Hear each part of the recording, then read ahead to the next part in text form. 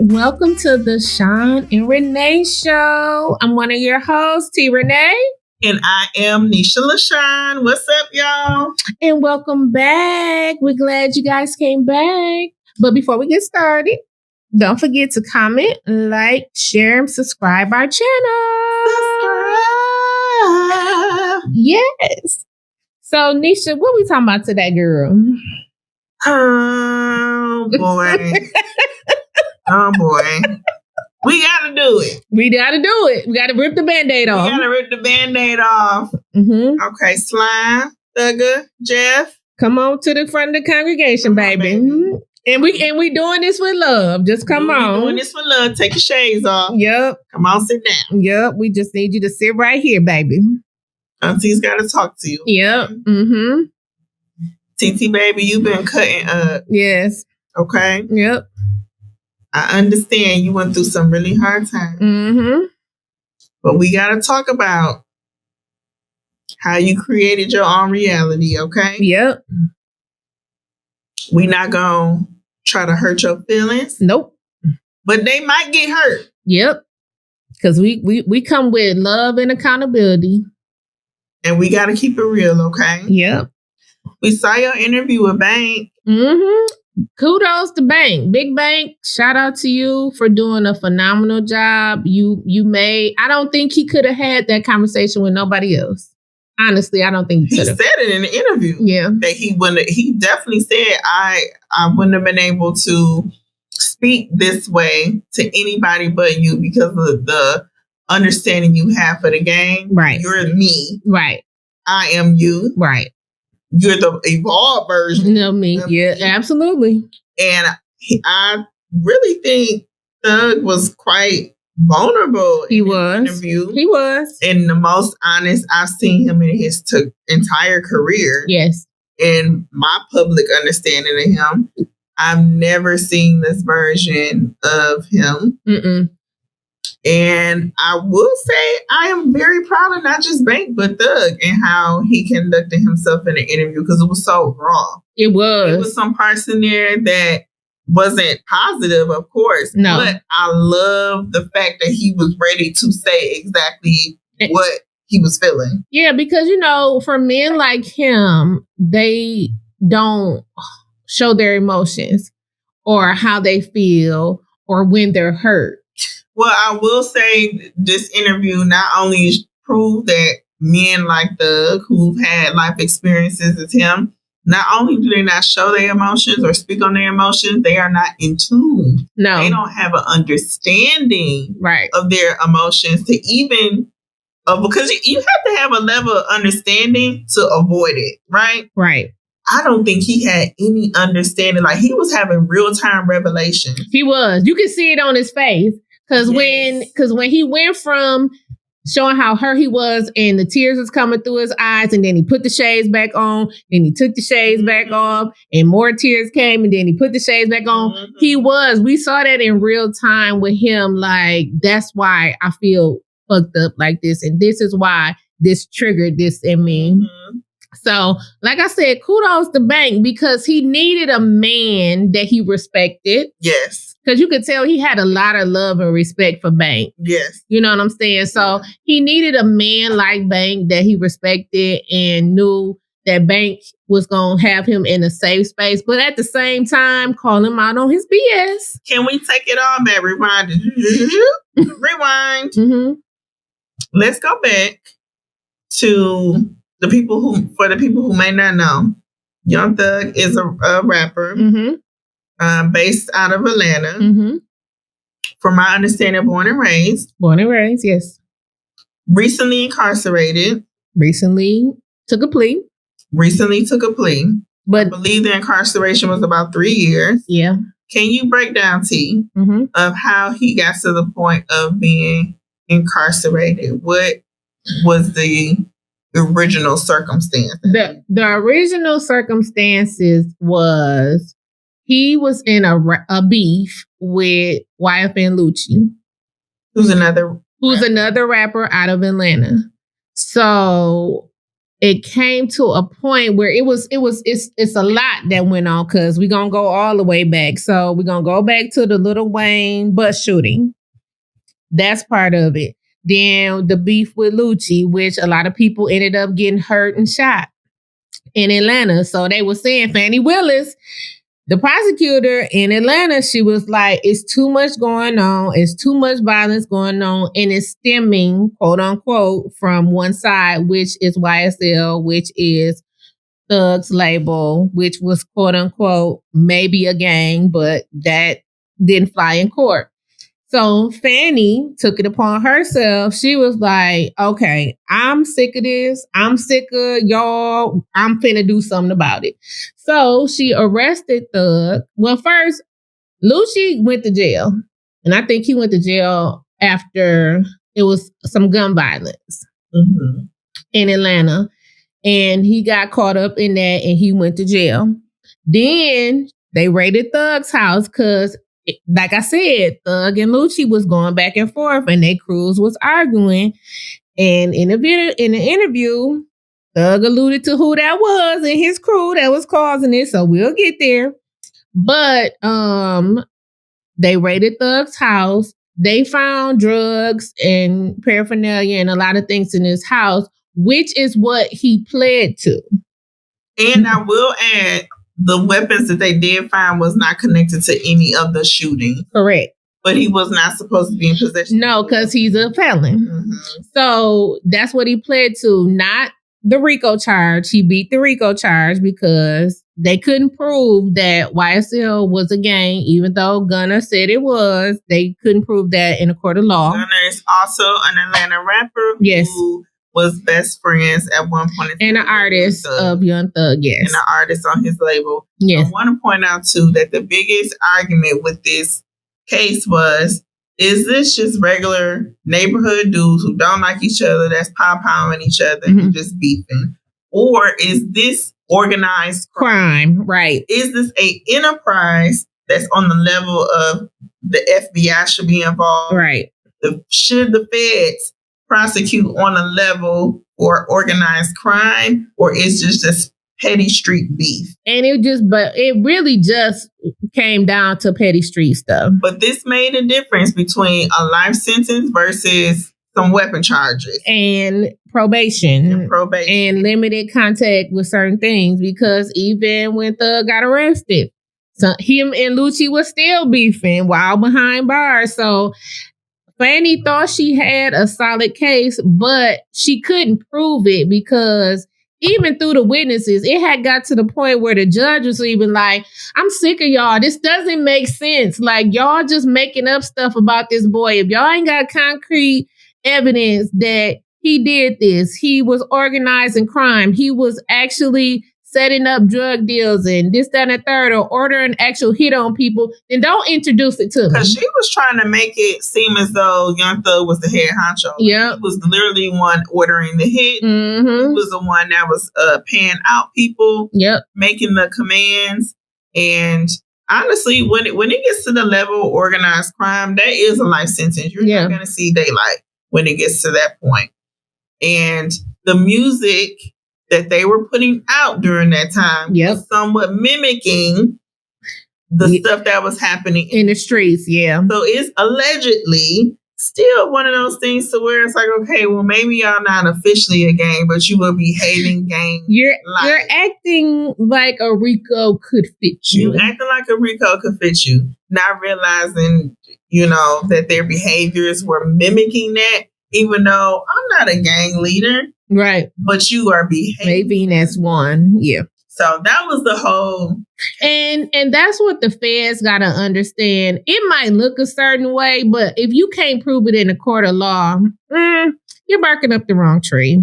And you got to present it in a better manner, because when the judge starts getting frustrated with you, that lets you know, your evidence is weak. And you're wasting my time. And you're just beating a dead horse. You're not proving what you say because the witnesses aren't even lining up with this. So during the interview, Young Thug details how there was 28 people that was arrested as it relates to those incidents that were happening in Atlanta from different shootings and different violence, gun violence. 28 people rounded up. Him, Gunna, and some few other Woody famous people, or I should say notable people known in the streets, in the neighborhood, social media, and so forth were arrested. Some people took plea deals. Some of the plea deals corroborated the story of YSL being a gang. Other people took plea deals that just said, yeah, we're confessing to these crimes, but it was not necessarily ordered hits by this particular person. I was just getting back at somebody because they had did something to me. It was basically on some type of just stepped on my Air Force Ones at the club. That's it. I just shot back. Or they jumped me and I was going to go handle my business for them jumping me, basically. Thug did not order. No. So it was all kind of plea deals because the stories are so intertwined with one another. It was all kind of deals taking place. His biggest upset was the fact my second in command, or my alleged second in command, the person that I consider my best friend, the person that was on my record label, I funded his lifestyle in a lot of ways, brought him on my level. This is the very first person that told the feds, yes, YSL is a gang. It is organized crime, and it is led by Young Thug. Yep. So from that statement forth, Heartbreak Hotel began. Child. It went downhill fast, like real quick. Like a mudslide. And so we got into the interview with Big Bank where Thug went into detailing him. He's one of 11 kids, which I didn't know. I didn't know how many of them either.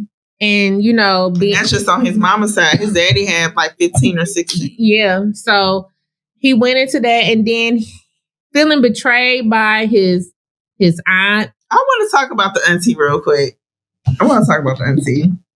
So Young Thug talked about his upbringing, right? Grew up in the project.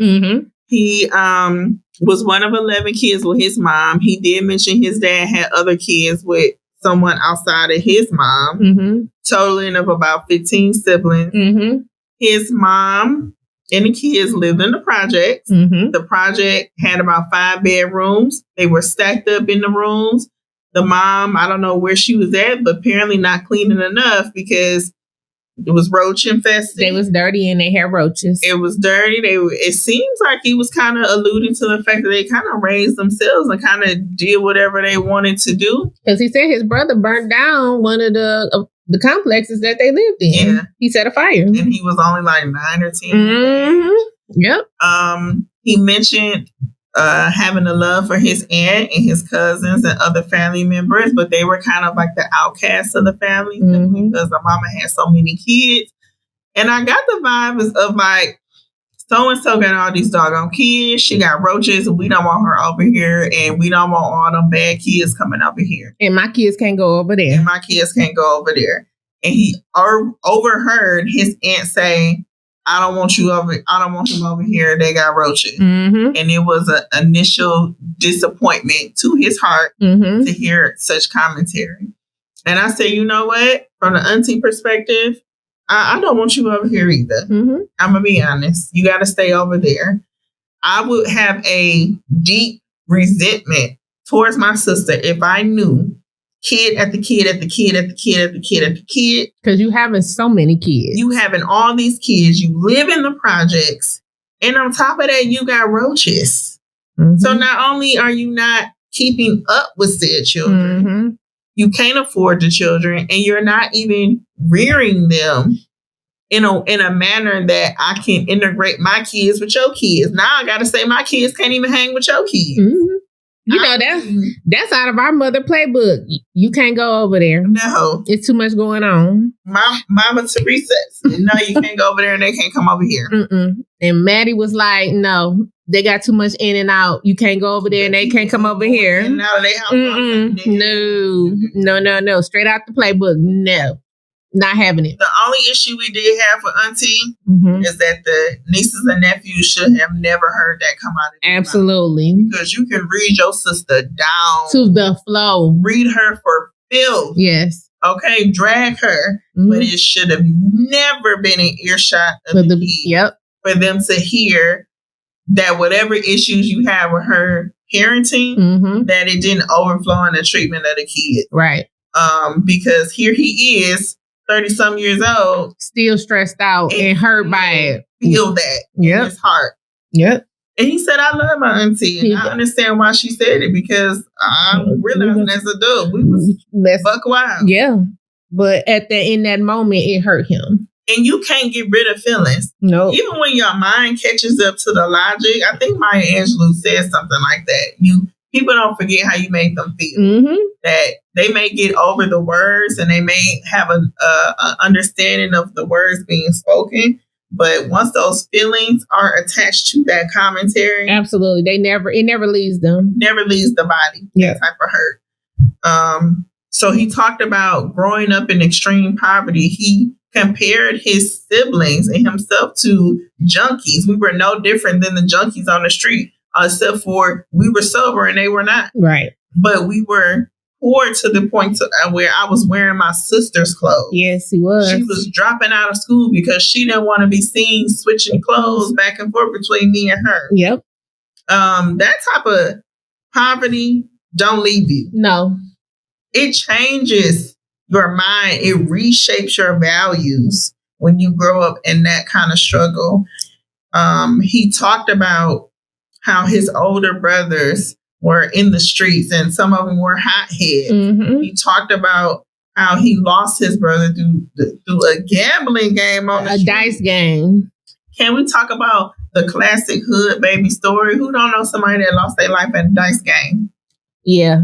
We all know somebody who absolutely lost their life at a dice game. At a dice game. And that street gambling is no joke because nobody likes to lose. Or be finessed out of their money because, people be throwing them loaded dice in and stuff get to being crazy and you walk away with somebody's money and all hell start breaking loose. His brother won about $9,000. He heard somebody make it out to get him because he won that money. He went to go confront those people. A shoot off ensues. His brother got hit and the bullet basically drains his life from him. And he witnessed that as a kid going to the hospital in the car, mama holding his brother's hand, and he losing his life on the way. So one story after another, he was layering the trauma on top of each other. Because you got to look at it. The rejection from his family. Yeah. Then his brother dying. He had so much trauma bottled up, and he said himself, from experiencing all that, he started seeking love from different places. From the street. Yep.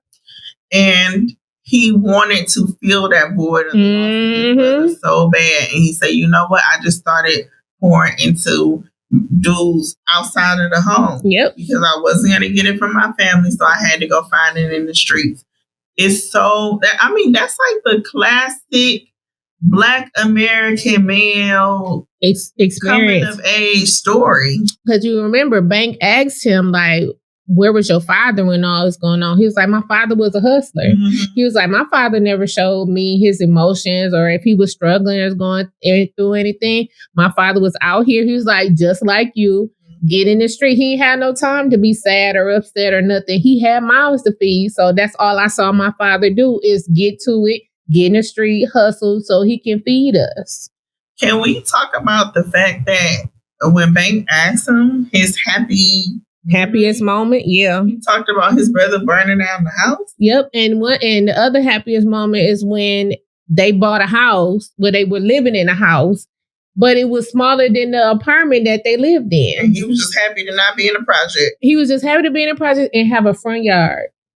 Some grass they can go outside on. I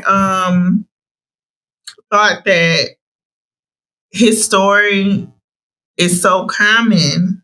Mm-hmm. There was nothing significantly different about that story. I've seen it play out so many different times. It's playing out right now. Every block has that family of kids, and you like, they're wild ass kids. And you can see they raising themselves. Absolutely. And you can see where it leads to. And I don't know what it was about him that led him on this path as music and be the chosen one. We just went to see the movie Denzel Washington, likely directed, Highest to Lowest. Highest to Lowest was really good. Very good movie. Although the acting, I know y'all, the acting wasn't the best. We know y'all didn't like the acting. You got it. We got it. But the story of what was happening, the character of A$AP Rocky, reminded me so much of Thug, because it did. A$AP seems to be what would have been had Thug not been pulled out of that situation. Right. If Thug had never got signed, yes. What kind of person he could have developed into: callous, reckless, doing anything. Suicidal. Yes. Because he wanted him to just let me go on the train. I want to die. And then you just kidnapping people, family members, like you're doing the most. He lost his connection to humanity. Yes. To his experiences in the hood. Right. And there's so many men who grow up witnessing trauma after trauma, summer after summer. Yep. And they come to adulthood a shell of themselves. Yep. Almost subhuman on an emotional level. And then just trying to carry that. And then now with Thug signing, you got money being thrown at that. Money being thrown on top of it. So now you got the drug use, because I can afford certain kind of drugs. And now I got trauma. So now I'm going to buy and be as elaborate and extravagant as I can just to mask this trauma that I'm dealing with and living with. He had a strong sense of family. He wanted to build his own family. He described how he paid for so many people away. He paid for this person's car, this person's house, and how he brought this many people. When you saw Thug, you saw a gang of dudes. You did. You always saw a gang of dudes. And it's almost like he created his own orbit. Yeah. Once he came in contact with money, he wanted those same group of people.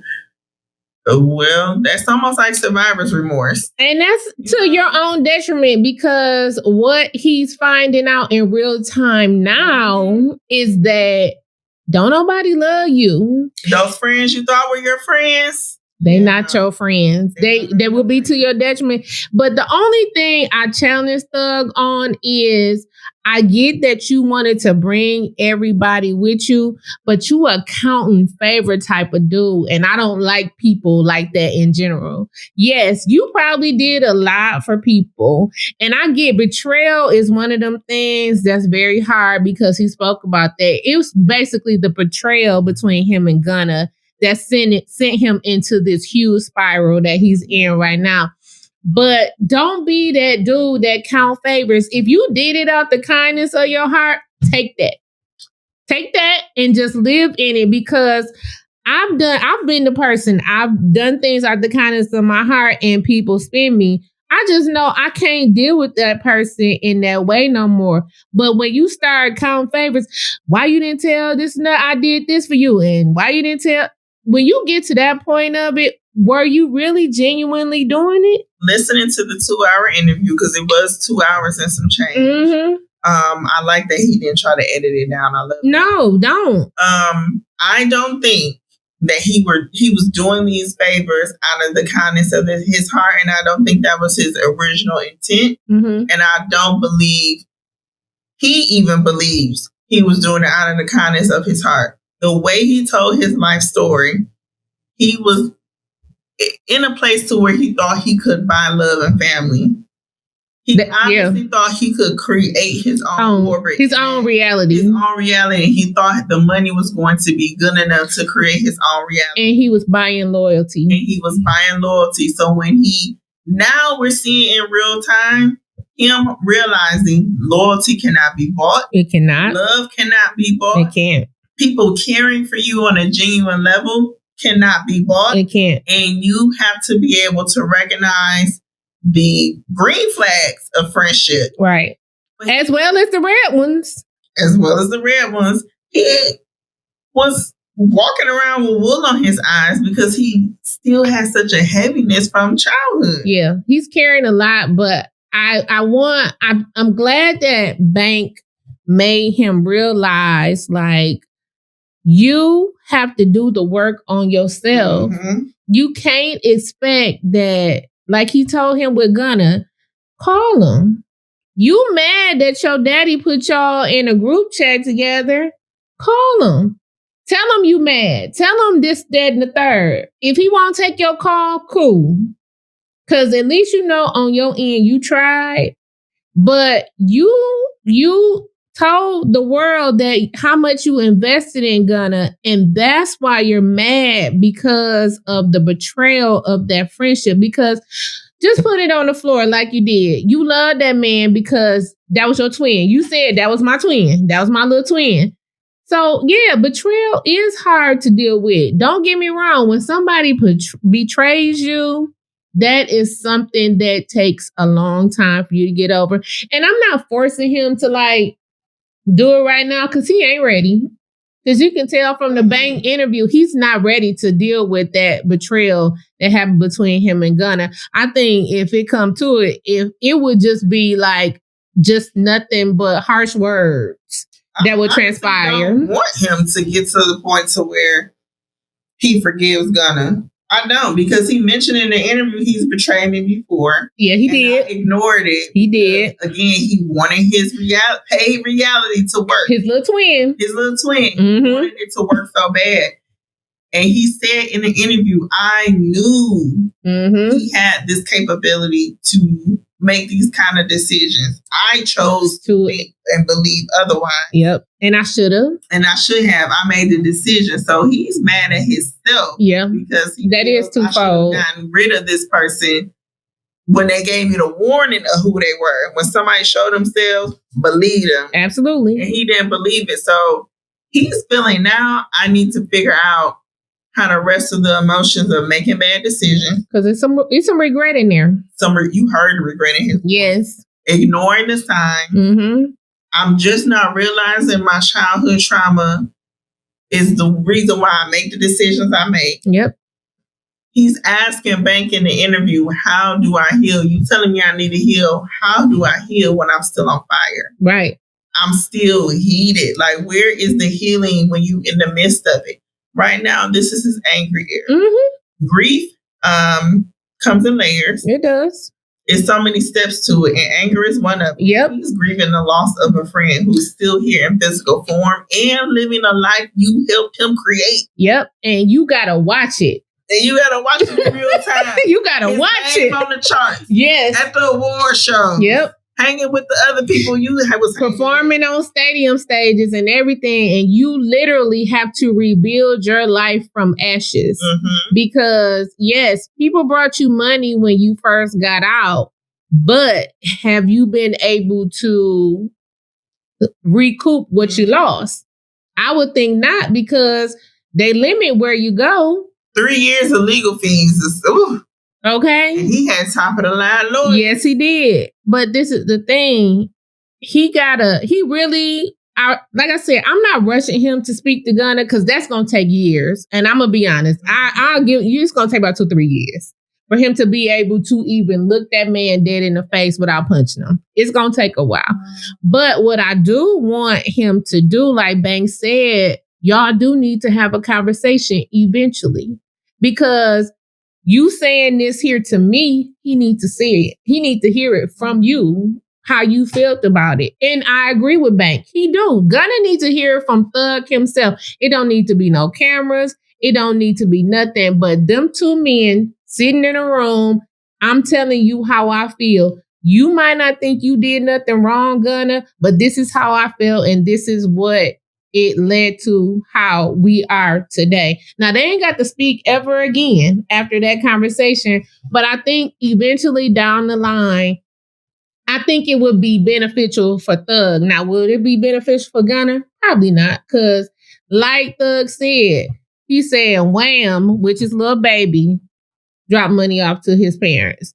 You know, Drake and Future and, you know, a few others. Like, they looked out for his family while he was down and sent him money. But it's just like, Gunna didn't do that. So, yeah, he holding on to some resentment for sure. To me, that in itself means you're guilty. Yep. The fact that you couldn't show your face to his mama. Yep. You know that man was paying out the booty for legal fees. Yep. You consider yourself a very close friend to his family. Mm-hmm. Even and his you don't dad, drive by his mama house. And even Thug Daddy came out and was defending Gunna, and you still didn't stop by and check on them people. So if I was Thug, I got. He said that made him madder than anything. Yeah, you didn't check on my mama, you didn't check on my family, and he valid. I helped you buy your mama a house, but I get in trouble and you don't pull up on my mama. Yeah, but I went half with you to buy your mama a house. Yep. Oh, that's the part that made them glasses come on. Yes. That's the part that started. And he was not wrong. He's not wrong in that aspect, because that's the part where you know for sure that it was intentional betrayal. Gunna was gonna save himself. Straight up.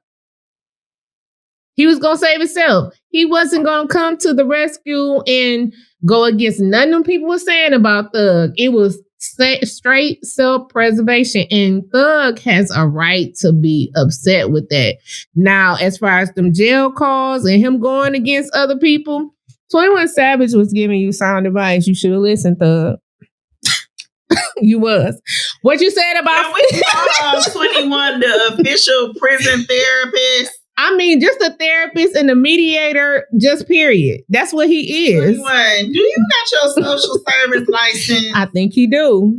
Do you got your therapy license for the state of Alabama? Of Georgia. Yeah. You gotta have something. Yes. He was giving straight, like, I don't think he meant it like that. Like, 21 was really giving you sound advice.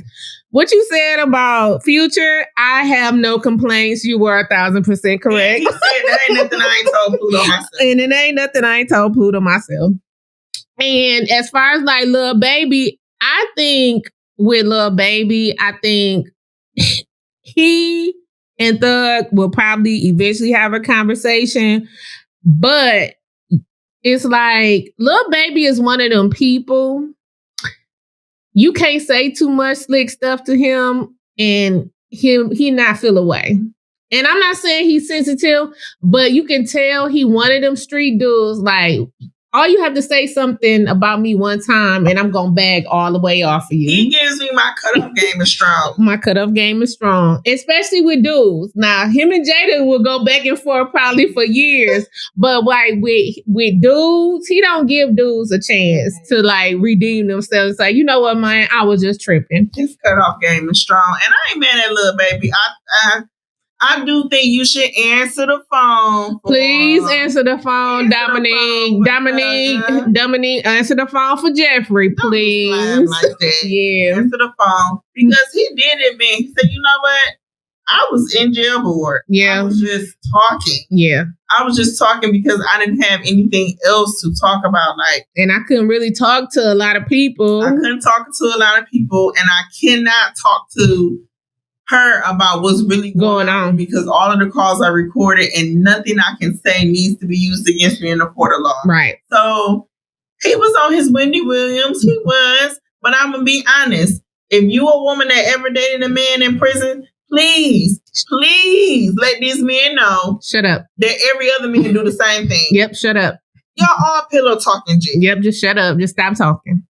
J-Pay, if we could get them on the show, J-Pay would corroborate the story. Absolutely. Just tell him to shut up. Stop talking. Leave him alone. Yeah. He wasn't doing nothing no different than the rest of y'all. Y'all all pillow talk in jail. And y'all want to get in front of other men and pretend like you don't. Get the women in the room. Yeah. The only comment that I had an issue with is when he mentioned Lil Durk. Durk was fighting his own murder case. And not that Thug was on trial for murder, but Thug Dirk adjacent. True. But Dirk was legit. He's legit right now fighting a murder case. And what did you expect him to do? Like, what did you want Dirk to do? You said he acting funny. He's fighting a murder case. I ain't gonna say the boy, he was allegedly on the run for, whatever they said about what happened with, King Von and him getting get back for King Von. But Dirk is fighting his own case. He cannot tap in like you wanted him to do. Like, he gotta worry about his family and everything. And then the second thing I didn't like what he said was like, Andre 3000 didn't put nobody on. Okay, this is three things. Andre 3000 didn't put nobody on. First of all, you need to be thanking Andre 3000 because in 1995 at the Source Awards, Andre 3000 said the South got something to say, and the South been saying this since 1995. So you need to apologize to Andre 3000. I know you said you was just in there talking, but you need to apologize to people that ain't had nothing to do with it. You was mad because Kendrick don't do features. Kendrick told y'all he don't mess with people like that. Look at the people Kendrick did features with. And you ain't the brand. At all. With. At all. Like, you gotta have but I'm gonna give him a pass because he's just now having a revelation of self-awareness. He was not that was not his self-aware season. You can, but I still think them two things he feel a way about that. I still think he feel a way about Kenny. Oh, like you think even in present time? Absolutely, because this is the thing. I understand his loyalty resides with Aubrey Graham. He even gave Aubrey a couple conversations on the phone. But Drake brought him $1 million when he got out of jail. Mm-hmm. But Kendrick, when have you and Kendrick been in the same vicinity for you to even think that he would do music with you? I think it's been proven in the interview. He thought money talks above everything else. Mm-mm. He's been able to buy women. He's been able to buy friends. And why wouldn't I be able to buy a feature? I mean, this is the music business and you should just take your fee and get on a song and that's it. Not realizing having the awareness to know that Kendrick is a brand alignment type of artist. If you don't align with his brand, absolutely, then he's not going to do music with you, Thug. You got to take an L on this one. Yes, baby. This is Auntie just bringing you to task. Like, baby, you just got to realize who you're talking to. Yes. So the same way you cleared it up with Glow and took your L with that yes, one, you need to take your L when it comes to Kenny. Yeah. And come to terms with the fact that man would have never with you, even regardless of the situation with Drake. Before or after.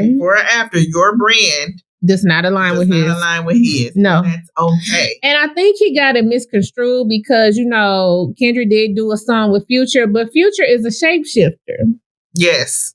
So, yes, Future is a dope writer. So, yes, Future does have a catalog where he's done songs with quite a few people that you would have never thought of and written for a lot of people you never thought of. Even Kodak Black. Kodak Black was on Mr. Morale. Yeah, but he was the prototype of what he was referring to. Correct. He was basically like, here we have Kodak Black. The example of the black boy I'm trying to tell y'all not to be. Yep. So Kodak didn't realize what was happening. Yep. But it aligned with the brand. It did. He was just using him as an example to say, see, this what happens. This is what happens. But when you hear my verse, this is the Hill version. This is how you get here. You go from here to here. Yes. It was your song that you were asking him to feature on, not the other way around. Correct. So who knows? Had you been patient, it might have come full circle. Or if you had presented it in a manner like you would have been like, cool, Kendrick would have been like, maybe. Mm-hmm. But now you talking slick. And one thing we know about Kenny, you can't slick talk a slick talker and you can't slick talk about him. And there's no way he got to cut off game strong too. Like, baby, He keep a machete nearby. He keep a machete. Strong too. He keep a machete nearby, like, I ain't going, and you ain't gonna make me. So at this point, he crying. He telling Bank that I feel betrayed. Mm-hmm. This man sat on the stand and cooperated with the feds and said, I am a gang leader. Like, I'm a, YSL is a gang. Like, what? You trying to put me away? The heartbreak, he was breaking down. Bank at this point is asking and telling him, you got out of jail? Mm-hmm. I thought you was about to hit the ground running. He sure called him out. And you got on the internet being a petty Betty. Yes.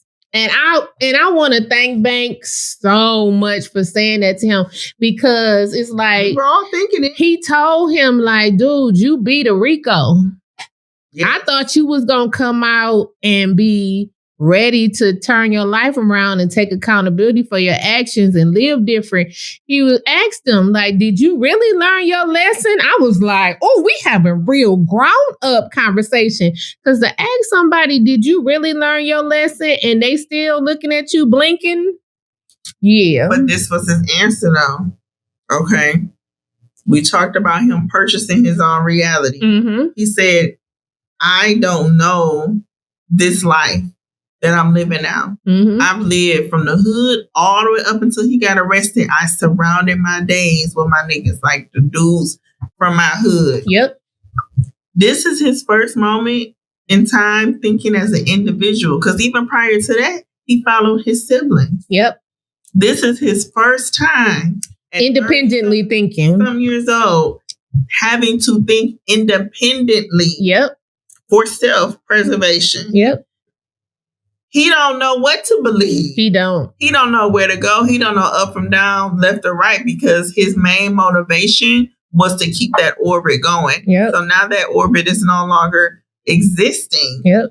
What is my motivation? Why am I doing this? Why am I grinding? Do I actually love music? Do I love the things that music brought me? Or am I loving enough to this woman who was taking care of my kids while I was away? Because Mariah, the scientist, she basically put her life on hold. Now, she was still doing things for her career, but she was taking your kids to school.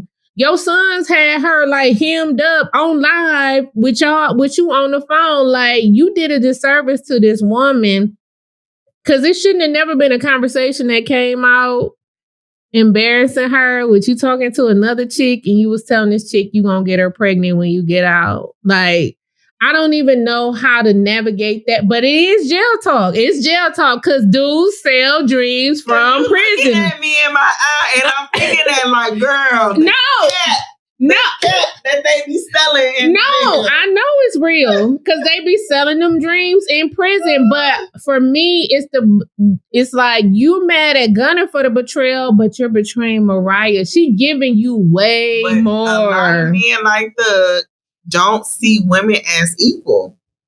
They don't. They don't value women in that way. They don't value women as friends. They value women as commodities. So a means to an end. A means to an end. She's a tool. I can use her for these certain purposes, but as far as having an emotional connection to her, honestly, he didn't have the emotions to give. That's one. Right. But to bond with her on an emotional level, to see her humanity and my loyalty to her as a person, his trauma stemmed from brotherhood. Yeah. So outside of brotherhood, he didn't know how to navigate that other part. That kind of connectivity. So maybe now that in this new era, he will sit and learn how to do that, or he's going to be a total crash out and no woman will ever have use for him on that level. I mean, I think that for Mariah, I see she's going to go on tour, and I think she's going to do a little bit of rebranding. And I saw online where somebody I know who work in the music industry, and he said that she needs to do a rebranding. If she still wants to be in a relationship with him, do it on the low. Do not be out loud with this dude right now, because he's going to be radioactive to her career.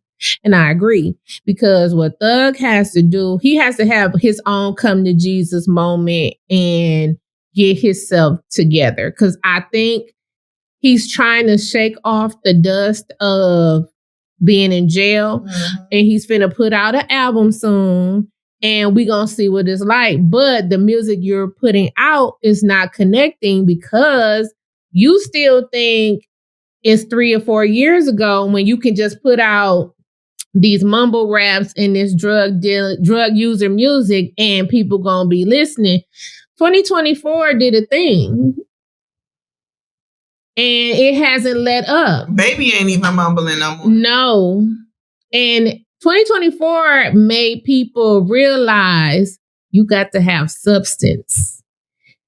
If Baby out here enunciating, you better get to it. So I hope when he dropped his album is coming soon. So it's therapy or something. Yeah, Thug's album is coming soon. So I hope, like, with his context and what he's going to be talking about, I hope there's accountability involved.